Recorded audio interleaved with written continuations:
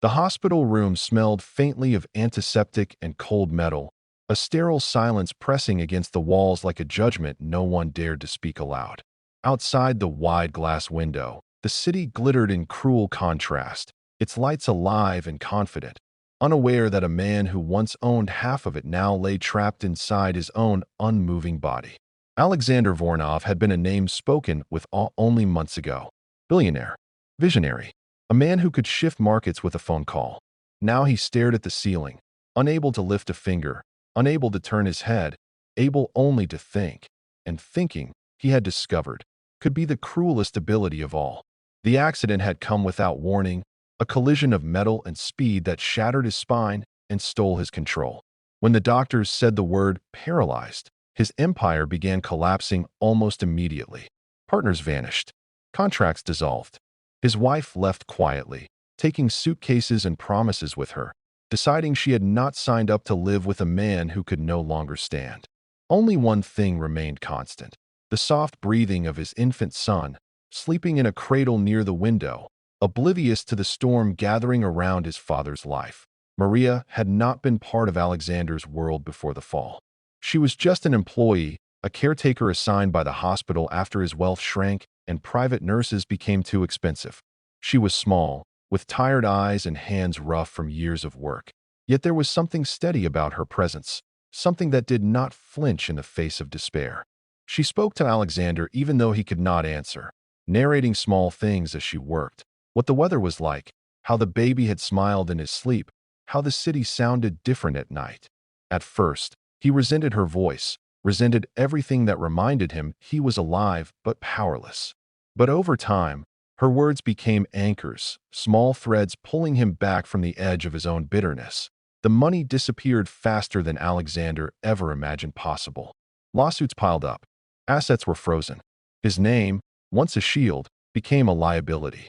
One morning, a man in a gray suit arrived with papers and a tight smile, informing him that the apartment overlooking the river would be repossessed within weeks. The hospital administration followed soon after, suggesting a transfer to a state-funded facility. Alexander wanted to scream, to protest, to remind them who he was, but all that escaped his lips was air. The baby cried that day, a thin, frightened sound that seemed to echo Alexander's own silent panic.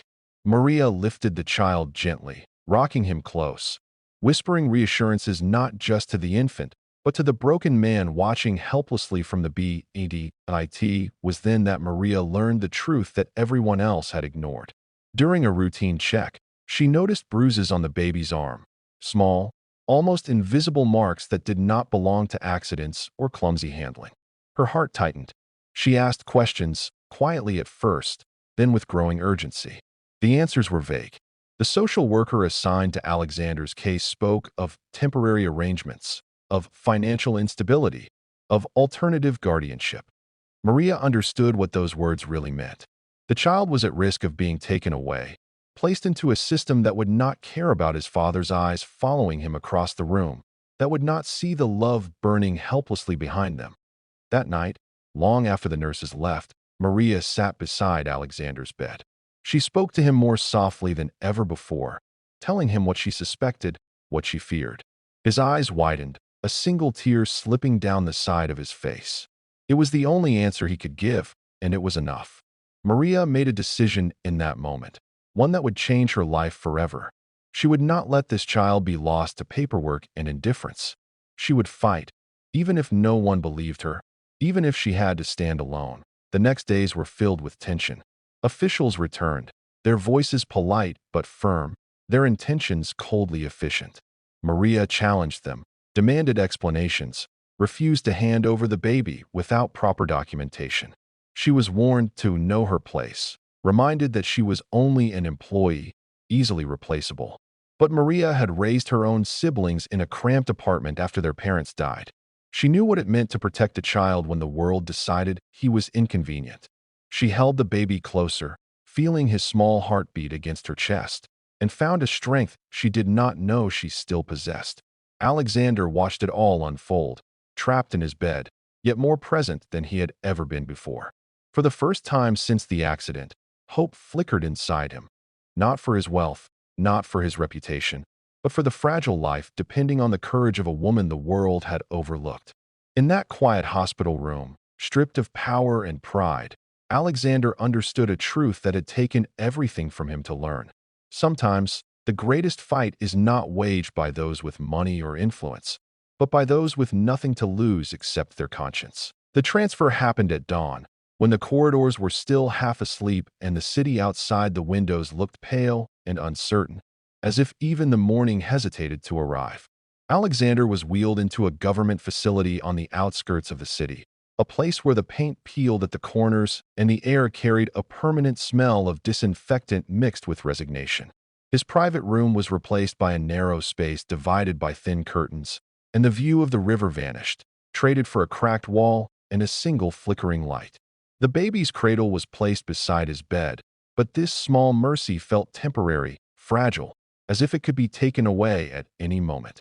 Maria walked behind the orderly pushing the wheelchair, her jaw set, her eyes scanning everything like a soldier entering enemy territory. The first warning came sooner than expected. A woman from Child Services arrived that same afternoon, her voice practiced, her smile distant. She spoke about assessments and safety concerns, about a father who could not physically provide care and a financial situation that no longer met acceptable standards. Maria stood quietly at first, listening, absorbing every word. Alexander lay still, his heart racing as the woman leaned over the cradle, inspecting his son like an item on a checklist. When the official mentioned foster placement, Maria finally spoke, her voice calm but unyielding. She reminded the woman that neglect was not the same as disability, that love did not disappear when money did, and that a father's inability to walk did not mean he had no right to hold his child's future in his heart. The response was cold. Procedures were procedures, the woman said, and emotions could not interfere. Maria felt anger rise, sharp and dangerous, but she swallowed it. She had learned long ago that rage alone never saved anyone.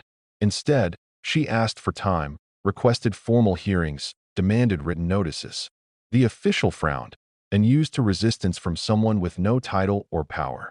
Alexander watched, stunned, as Maria placed herself between his child and a system that saw only limitations and risks. For the first time since his paralysis, he felt something close to pride. Pride not in himself, but in the quiet bravery unfolding beside him. That night, Alexander could not sleep. The baby stirred restlessly, sensing the tension, and Maria paced the room, rocking him gently, whispering lullabies in a low, steady voice. She told Alexander stories from her own past, perhaps to distract herself as much as him. How she had worked 3 jobs to keep her family together, how she had learned to navigate offices and forms that seemed designed to crush the poor and powerless. "They count on you giving up," she said softly. "They make it exhausting on purpose." Alexander wished he could tell her how grateful he was, how her fight had given him a reason to endure another day trapped in his own body. All he could do was blink slowly, his eyes following her every movement, hoping she could read the words he could not speak. The following days became a battle of small victories and constant fear. Maria gathered documents, called lawyers who mostly refused to help without payment, and searched for advocacy groups willing to listen. She brought evidence of Alexander's past stability, records showing his involvement in his son's care before the accident, letters from doctors confirming his mental clarity. Every night, she returned exhausted, yet every morning she showed up again, determined. Some of the staff began to look at her differently, not as a caretaker, but as a shield. Others resented her, whispering that she was overstepping, that she would regret challenging the system. The pressure intensified when a supervisor arrived, her tone sharper, her patience thin. She warned Maria that interfering could cost her job, that emotional attachment was unprofessional. Maria listened, nodded politely, then asked a simple question. Who would comfort the child when he cried for a father he could still see but not touch? The supervisor had no answer. Alexander felt a burning in his chest, a mix of helpless fury and overwhelming gratitude. He had built companies from nothing, crushed competitors twice his size. Yet now it was this woman, paid barely enough to survive, who stood as his last line of defense. One evening, as rain lashed against the windows, Maria noticed something new. The baby's breathing was uneven, his skin warmer than usual. She alerted the nurse immediately, insisting on a thorough examination. The delay, the dismissive attitude, confirmed her worst fears. In a place stretched thin, children like Alexander's son were numbers, not priorities. Maria stayed by the crib all night, refusing to leave, her presence a silent accusation. Alexander watched the rise and fall of his child's chest, terrified by how close he was to losing him. Not to death, but to neglect and indifference. By morning, the baby's fever broke, and the crisis passed, but the message was clear. If Maria stepped back even for a moment, the system would close in. As sunlight crept into the room, Alexander felt something shift deep inside him.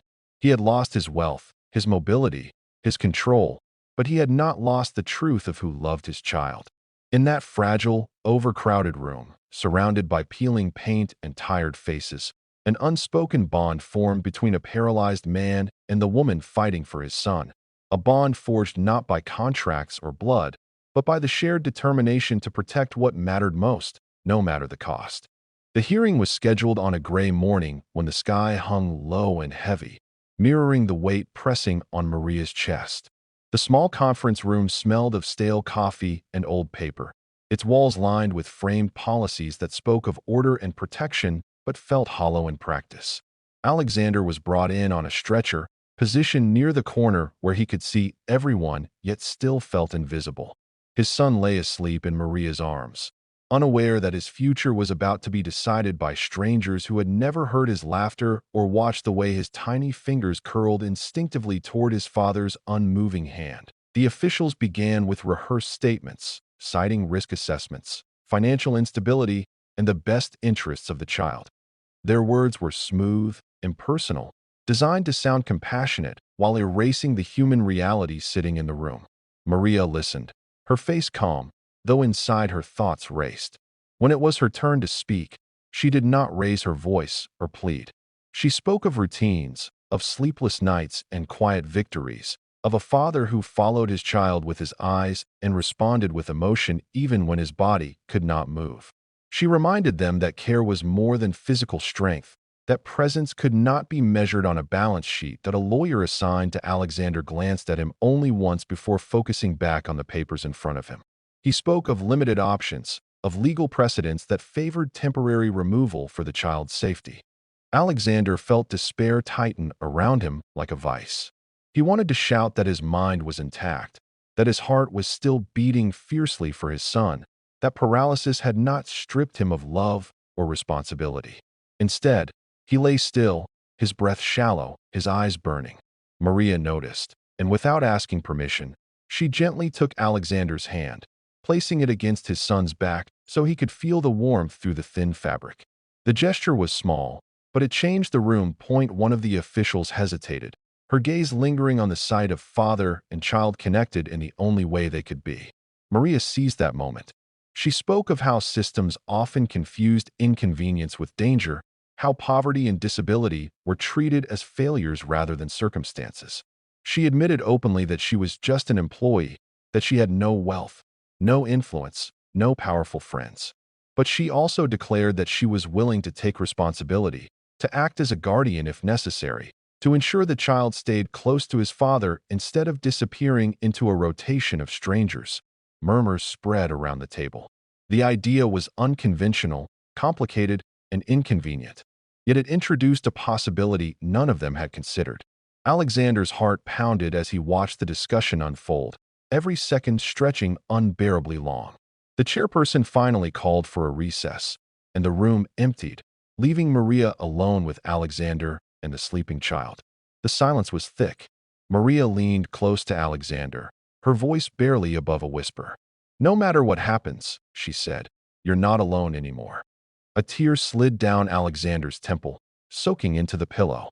In that moment, he realized that losing everything had stripped his life down to something raw and honest, something built not on power but on trust. When the officials returned, their decision was cautious, carefully worded. Temporary custody would remain with Alexander, under strict conditions. Maria would be formally assigned as an in-home caregiver and legal advocate. Her role expanded beyond employment. Regular inspections would follow, Any failure would mean immediate removal of the child. It was not a victory, but it was survival. Maria nodded, accepting the burden without hesitation. Alexander felt a rush of emotion so intense it left him dizzy. His son remained with him, at least for now, because someone had been brave enough to challenge what was easy. The days that followed were exhausting. Maria moved into a small room near Alexander's, turning her life upside down to meet the new demands. She coordinated therapy appointments, managed paperwork, and learned medical routines with meticulous care. She documented everything, knowing that any mistake could be used against them. Some staff members softened, offering quiet support, while others watched closely, waiting for failure. Through it all, Alexander observed, learning patience in a way his old life had never required. Each small moment, his son's smile, Maria's tired laugh, the rare kindness of a nurse, became a triumph point one evening. As the sun dipped below the buildings, casting long shadows across the room, Maria noticed something extraordinary. Alexander's fingers twitched, just slightly, when his son's hand grasped them. It could have been a reflex, a trick of nerves, but Maria froze, her breath caught. She watched again as the tiny fingers squeezed, and Alexander's hand responded, barely perceptible but real. Tears filled her eyes. She did not call anyone, did not announce it. She simply smiled at Alexander, hope shining between them. For the first time since the accident, the future did not feel like a closed door. It felt uncertain, fragile, and terrifying, but it was still there, waiting for them to fight for it together. The routine settled into something that almost resembled a life, though every day felt like it was balanced on the edge of a blade. Morning light crept through the narrow window, and Maria would already be awake, preparing bottles, checking medication schedules, and reviewing the notes she kept obsessively in a worn notebook. Every feeding, every doctor's visit, every minute of physical therapy was recorded in careful handwriting. She understood that love alone would not protect the child now. Evidence would. Alexander watched her work with quiet admiration, feeling both gratitude and guilt for the weight she carried because of him. Physical therapy sessions became the hardest hours of the day. The therapists were professional but distant, their expectations low, their encouragement measured. They spoke about maintaining circulation, preventing deterioration, not about recovery. Maria refused to accept that tone. She positioned Alexander's son nearby during sessions, believing that presence mattered, that motivation could travel through the smallest connections. When the baby laughed or reached out, Alexander's eyes followed him with an intensity that startled even the therapists. Some dismissed it as emotional response, but Maria saw something deeper, a will that had not been extinguished, only buried. The inspections began soon after. Unannounced visits, stern faces, clipboards tapping against palms. The officials checked the crib, the feeding supplies, the cleanliness of the room, the medical records. They asked Maria invasive questions about her finances, her background, her intentions. They asked Alexander questions he could not answer, then noted his silence as concern. Maria learned to anticipate their doubts, to answer before they were spoken, to present their lives as orderly and compliant as possible. Each visit left her drained, her nerves frayed, but she never let the fear show. When the baby was watching point one afternoon, a setback arrived without warning. A former business associate of Alexander's surfaced, drawn by rumors of his decline. The man arrived with expensive shoes and a sympathetic smile that did not reach his eyes. He spoke softly about investments, about helping secure the child's future, but Maria sensed the threat beneath his words. He hinted that a trust could be established, that custody might be simplified if Alexander were deemed incapable. Maria positioned herself physically between the man and the crib, her voice steady as she insisted that all communication go through proper legal channels. The associate left with a thin smile, promising to return. That night, Maria barely slept, aware that money still had power, even when the man who once commanded it no longer could.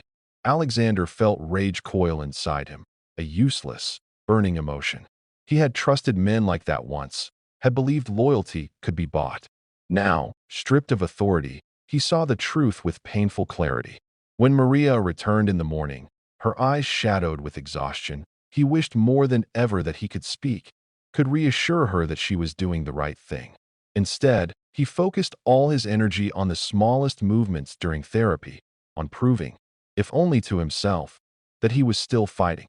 The turning point came during a particularly tense inspection. The baby, unsettled by the unfamiliar faces, began to cry, his small body shaking with distress. Maria lifted him instinctively, but one official suggested placing him back in the crib for observation. Something inside Maria snapped, not into anger, but into clarity. She explained, firmly and without apology, that attachment was not a risk factor but a necessity, that denying comfort created harm, not safety. Her confidence silenced the room. Alexander watched, his chest aching with emotion, as the officials exchanged glances, unsettled by her certainty. Later that evening, as the baby slept peacefully against Alexander's side, Maria noticed another subtle change. During therapy earlier that day, Alexander had managed to hold his gaze steady on an object, responding consistently to verbal cues. It was progress measured in inches, but it was progress nonetheless. Maria documented it carefully, then allowed herself a rare moment of joy. She laughed softly, the sound startling Alexander, and told him that sometimes the smallest steps mattered more than the biggest victories. But hope invited scrutiny.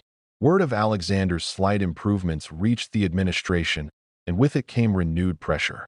If he was improving, they argued, then expectations increased. If he failed to meet them, consequences would follow. Maria recognized the trap immediately.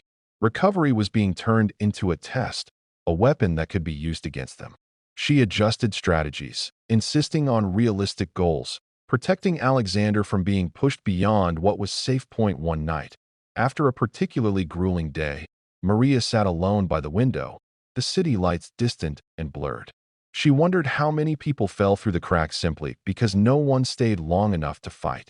Alexander watched her reflection in the glass, understanding at last that his paralysis had forced him to see what he had ignored in his former life, the quiet heroes who carried burdens without recognition. As the baby stirred and reached toward his father, Alexander felt a warmth spread through him, not just in his chest, but in his limbs, faint yet undeniable. It was not a miracle, not yet, but it was a promise, fragile and real, born from resilience, sacrifice, and a bond that no system could fully measure or control. The pressure reached a breaking point when winter arrived early, wrapping the city in ice and turning every journey into a test of endurance. The facility's heating failed repeatedly, and complaints were met with delays and excuses. Maria bundled the baby in layers, her hands red and cracked from the cold, while Alexander lay awake at night listening to the hum of failing radiators. The environment was no longer just uncomfortable, it was unsafe. Maria documented the conditions carefully, photographing frost creeping along the window edges and noting the baby's persistent cough.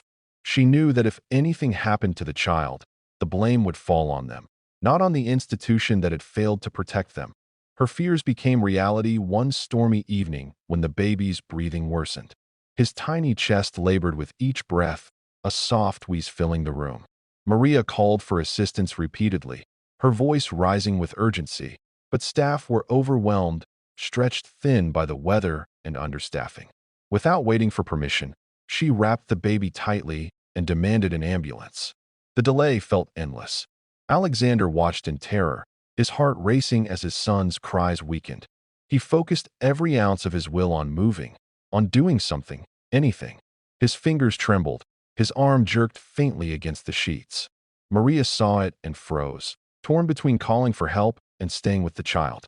She chose the child, trusting that Alexander's movement, however small, would wait. At the hospital, chaos reigned. Snow piled against the entrance as nurses rushed between rooms. The baby was taken from Maria's arms, oxygen fitted over his small face. Maria stood rigid, refusing to leave, answering questions, signing forms, her mind sharp despite the fear clawing at her chest. Alexander arrived later, pushed through the corridors, his eyes locked on the incubator where his son lay. He felt useless, a spectator to his own nightmare. Yet, even in that despair, something inside him refused to break. The diagnosis was pneumonia, likely exacerbated by the cold conditions. A doctor spoke gently but firmly about risks, about the importance of a stable environment. Maria listened, nodding, then did something unexpected. She asked for everything in writing. She requested official documentation linking the illness to the facility's conditions. The doctor hesitated, then agreed. It was a dangerous move, one that could make enemies, but Maria understood that this crisis, terrible as it was, also revealed the truth they needed. News of the hospitalization triggered immediate consequences. Inspectors arrived at the facility, their demeanor suddenly urgent. Administrators scrambled, offering reassurances and temporary fixes. Maria watched from the hospital room, anger simmering beneath her calm exterior. She had begged for help before. Now help arrived only because there was a risk of exposure. Alexander saw it too. The hypocrisy laid bare, and a bitter understanding settled in him. Power responded not to suffering, but to accountability. As days passed, the baby's condition slowly improved. His color returned, his breathing steadied, and his cries regained strength. Maria slept in a chair beside the crib, waking at every sound. Alexander watched his son's chest rise and fall, feeling both relief and an overwhelming sense of responsibility. He had survived, but at a cost that could not be ignored. When a social services representative arrived at the hospital, Maria did not wait to be questioned. She presented her documentation calmly, laying out the timeline, the conditions, the warnings that had gone unheeded. The conversation shifted. The representative's tone softened, then grew serious. Emergency relocation was discussed, along with alternative care arrangements. Maria proposed a solution she had been preparing for months. She had found a small, modest apartment through a community organization, a place warmer and safer than the facility. She was willing to move in as a live-in caregiver, to assume greater responsibility until Alexander could regain more independence. It was a bold proposal, one that blurred professional boundaries, but the circumstances demanded boldness. Alexander's heart pounded as he listened. He worried about the burden Maria was taking on, about the sacrifices she continued to make without complaint. He wished he could tell her she did not owe him this, that she could still walk away. But Maria met his gaze, reading the fear there, and smiled softly. "This isn't charity," she said quietly. "This is choice." The decision came swiftly, driven by urgency and liability. Approval was granted for the relocation under strict supervision. It was a risk, but it was also a chance to step out of the shadows of an institution that had nearly cost them everything. As they prepared to leave the hospital, Maria packed carefully, her movements precise. Alexander felt a surge of determination unlike anything he had felt since the accident. In the cold air outside, as the ambulance doors closed and the city lights blurred past, he focused on the memory of his arm moving, on the warmth of his son's skin against his hand. He had lost everything once. He would not let that loss define what came next. The apartment was small, quiet, and imperfect, but the moment they crossed the threshold, it felt like refuge. Warm air greeted them, carrying the faint scent of fresh paint and clean fabric. Sunlight filtered through thin curtains, settling softly on the crib placed near the window. For the first time in months, there were no echoing hallways, no clipboards, no unfamiliar footsteps approaching without warning. Maria moved through the space with careful purpose, arranging supplies, checking outlets, testing the heater twice.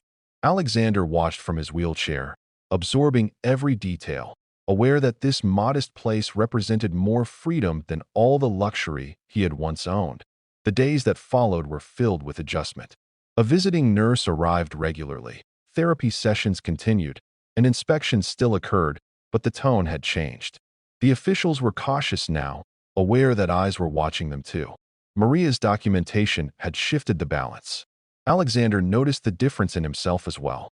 Away from the constant pressure of the facility, his sleep improved, his breathing deepened, and during therapy, his responses grew more consistent. He could lift a finger, then two. He could hold his gaze without effort. Each small victory felt monumental, not because it promised a return to his old life, but because it proved that his body was still listening to his will. Maria encouraged him without pushing, celebrating progress while guarding against false hope.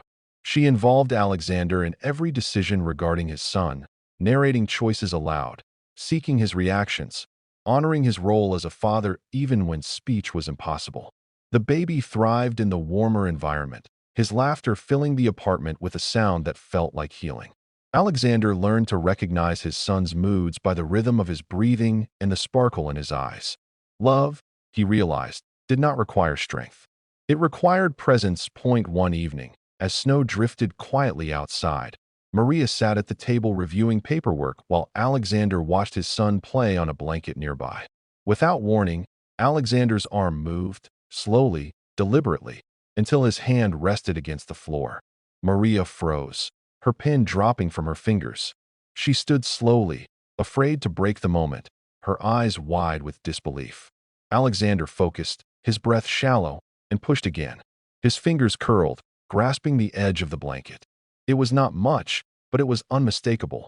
Tears streamed down Maria's face as she laughed through them, kneeling beside him. She did not call anyone immediately. She let the moment belong to them.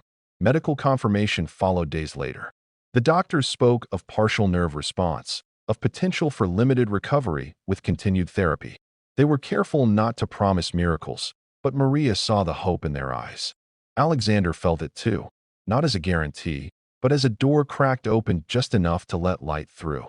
The news spread quickly through official channels, and with it came renewed evaluations. This time, however, the conversations were different.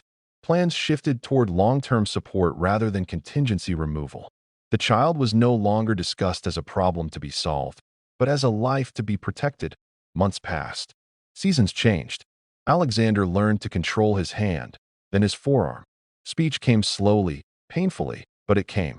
The first word he managed was his son's name, spoken in a rough whisper that left everyone in the room in tears. Maria stood quietly to the side, pride and humility warring in her chest. She had never sought recognition, yet the weight of what she had done settled on her in that moment. She had not just protected a child. She had preserved a family. One afternoon, as sunlight filled the apartment, Alexander was helped into a special chair near the window. He watched his son take unsteady steps across the floor, Maria's hands ready but not interfering. When the child reached him, laughing, Alexander lifted his hand, slowly, imperfectly, and placed it on his son's shoulder. The gesture was simple, but it held the weight of everything they had endured. Wealth had not saved him. Power had abandoned him. Only loyalty, courage, and compassion had remained. Later that day, a letter arrived confirming permanent custody and ongoing support. Maria read it aloud, her voice steady despite the tears in her eyes. Alexander closed his eyes, breathing deeply, feeling a peace he had never known even at the height of his success. He understood now that losing everything had been the price of learning what truly mattered. In the quiet of that small apartment, surrounded by warmth and life, a paralyzed millionaire found something greater than recovery. He found redemption, not through strength or status, but through the unwavering bravery of an employee who chose to fight when no one else would.